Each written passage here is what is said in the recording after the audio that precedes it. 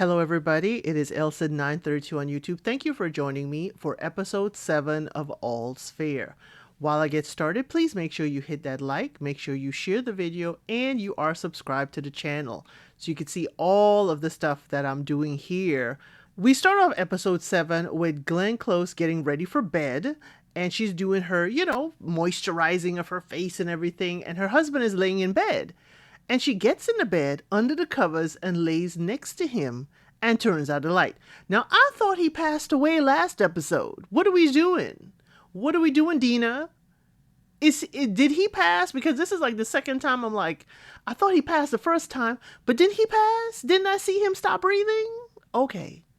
So the ladies are in a conference room, and it's Niecy Nash Betts with Kim K and Naomi Watts, and they talk about Glenn Close and, how, they were close to her and how they talked to her. But the maid apparently only took a message from Naomi Watts, and she's like, well, why didn't she take my call? And Kim K. Alora says, do not go to your insecure place, okay? But, she says maybe she has a point that Glenn Close, shouldn't be alone, okay? Don't leave her alone in this. So they're like, well, what do we do? So Kim K say, hey, I understand wanting to be alone. And they're like, don't equate it to your divorce. But she's like, I can understand. Now, Naomi Watts doesn't feel like, she has been a part of the American sisterhood that they have. And she's like, why would you arrange for your divorce proceedings to happen while I am unfortunately away? I mean, this has bearings on a law firm that I am a part of. And Niecy Nash Betts, says, hey, you are our sister as well as a partner. This ain't got nothing to do with it. Carr wanted this on this day. Okay? But we should all respect Dina's wish for space. So we see that Liberty or Naomi Watts didn't respect that. She shows up at Dina's house. Okay? And who's there right ahead of her? But Carr, Sarah Paulson. And they're in the driveway and they are having some wicked banter. And y'all know I'm going to have it in the shorts for you. They have some wicked banter while they bring baskets to Dina's door. Now the maid tries to stop them, but Liberty, Naomi Watts, walks in and Carr apologizes to the maid, but she keeps calling her the wrong name. I'm like, didn't the other ladies tell Naomi Watts or Liberty that they made up with Carr? Because she was real biting like they didn't even tell her. So I'm wondering about that. Put a pin in that. Now, Dina is in the kitchen cooking. Naomi Watts comes and hugs her. She doesn't look at her. She just, continues cooking her eggs. Carr does go to hug her like a side hug, and she's like, okay, this is kind of odd. Dina doesn't hug them or talk to them till the omelet is done. Then, they tell her that now is not the time to be alone. And she says, hey, I'm not alone, okay? But, Doug is upstairs and you're welcome to join us. And they look at each other like, excuse me, Doug is where? They are shocked that he is still upstairs. But they come upstairs and she is sitting in a chair at the side of the bed. And Naomi tries to talk to her, and Carr just passes her a glass of water after looking closely at Doug to make sure, is he really, gone? So Dina says, this is his Scottish-Irish tradition. This is a wake. You sit there with the person, with the body. And he's not decomposing and she's not losing her mind. Carr does talk about the loss of her cat and she uses the P word, y'all. Okay? I can't really put that out here on YouTube. And she talks about the loss of her cat, her kitty. Okay? And she's using it in a way that makes you like, was it really a cat? Or are you talking about your fresh self? But she said she kept the kitty in her bed, okay, for days. And even when it started to smell, she still continued to play with that kitty, even though her mother told her to stop and get rid of it.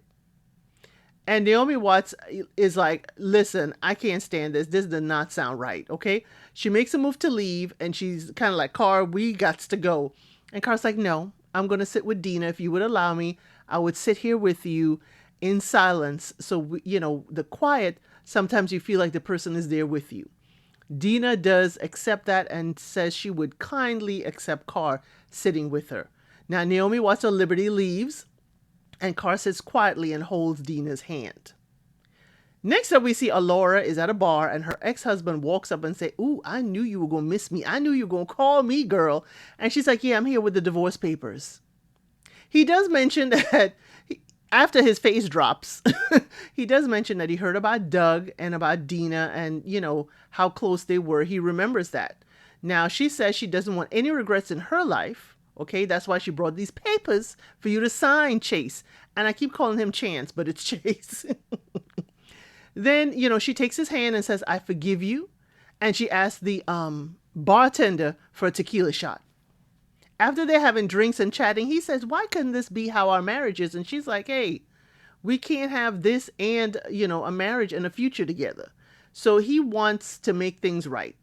And she's like, "Hey, you have an addiction and you need to ask for forgiveness." He's like, "For all the women? Really? I ain't got a list." She's like, "Okay." She pulls out a list, y'all, with the contact information of every woman he's ever been with. And his face once again hit the floor. Hit the floor. And she passes it to him. Now, Naomi Watts, or Liberty, we see in the next scene, comes to visit Dina and Carr stops her at the door. She takes a flower from her and they exchange insults. And Carr just tells Dina, "Hey, nobody was at the door." Okay, nobody was at the door. But she also tells Naomi Watts that Dina can trust her. Okay? And Naomi Watts is like, "Hey, this is not going to give you a seat at the law firm." Carr says, "Yeah, we shall see. Maybe I'll take your seat." Now, Chase has a car full of white lily bouquets. And I was like, is he going to the funeral? Is he going to the funeral? But no, he is working through the list of women to apologize to.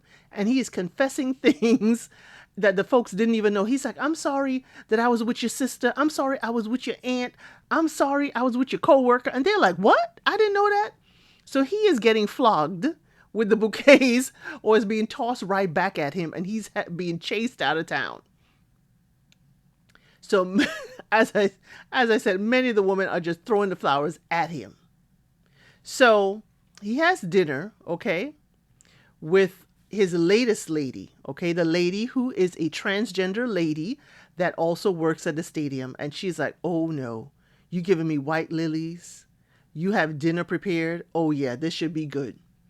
But she does forgive him. She thought it was going to be a breakup, and it's technically kind of like it, but he's very, very awkward and shy with her. But he is telling her, "Hey, I'm sorry. I'm sorry how I made you feel." And he knows things could never work with her. And he's sorry he made those promises. And he's sorry how he made her feel used. And she does forgive him. She does definitely forgive him. Now he goes to see Alora and tell her he's gone through all the women except one.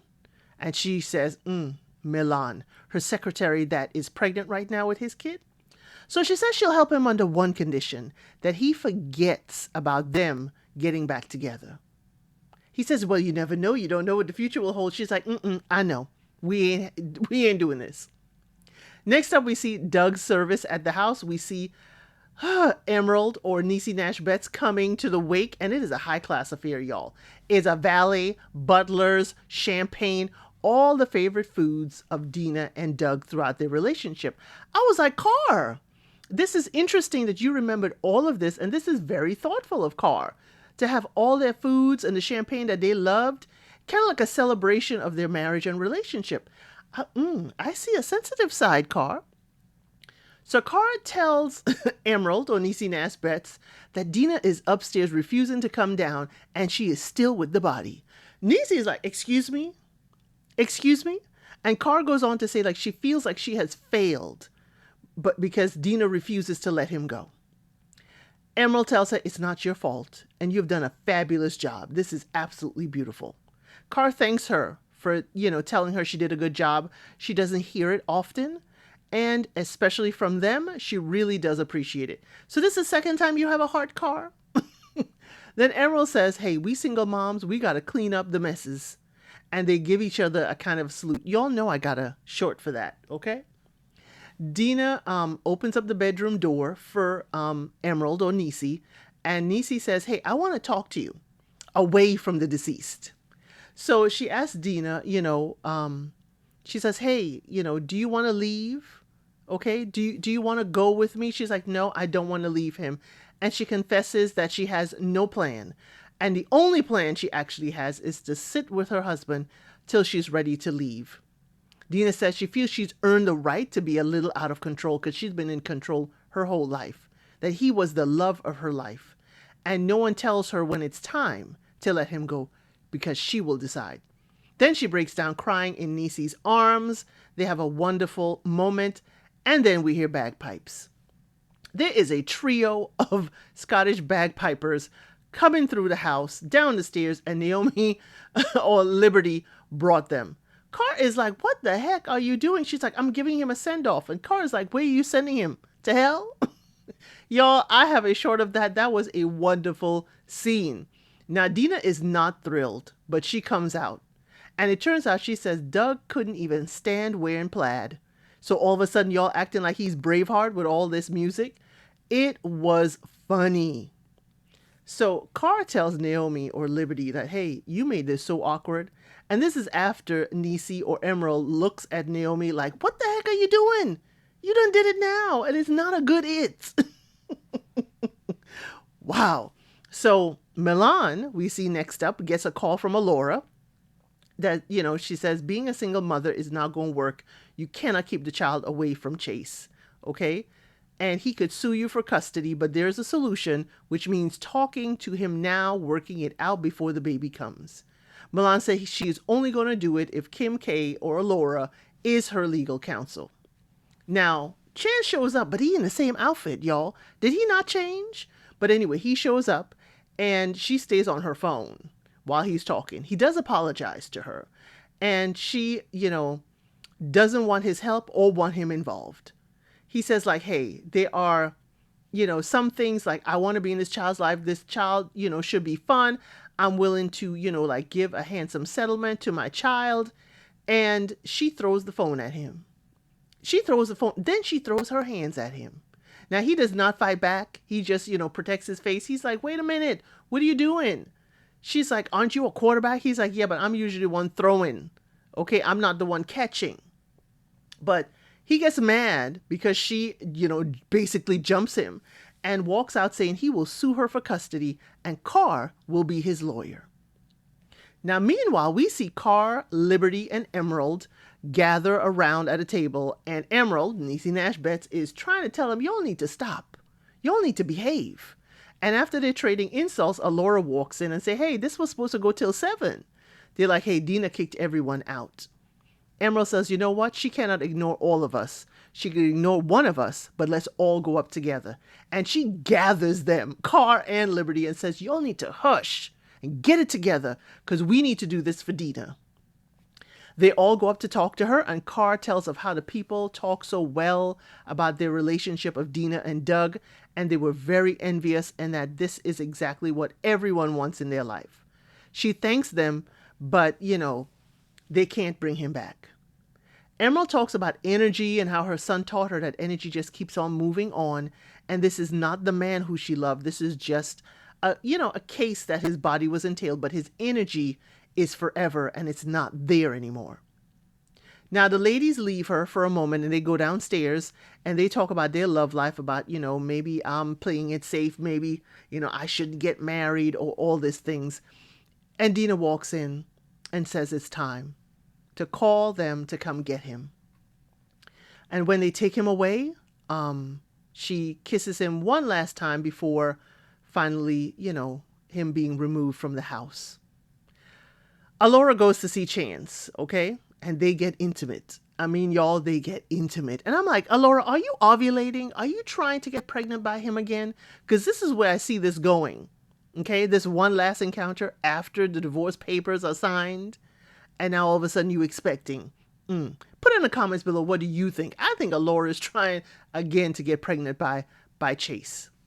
So he is like, say, while in the midst, between and betwixt, he, is chanting that he loves her and she needs to say it. Say how you feel. She ain't saying a daggone thing, but he's chanting that he loves her. And we see him the next morning making her breakfast. He made her coffee. He made her an omelet, just like Dina was, saying her husband used to do for her. And they talk about the meeting, how he acted up and acted like a child. And she changed her mind because she is a sucker for a man who sticks up for his kids. He says, "Hey, can we do this one more time? Could we try this relationship, one go round again?" And she does not answer while he hugs her from behind. Y'all, that is the end of the episode. I appreciate you for being here, and I'll see you on the next one. Thank you for watching. Please like, share, and subscribe to the channel.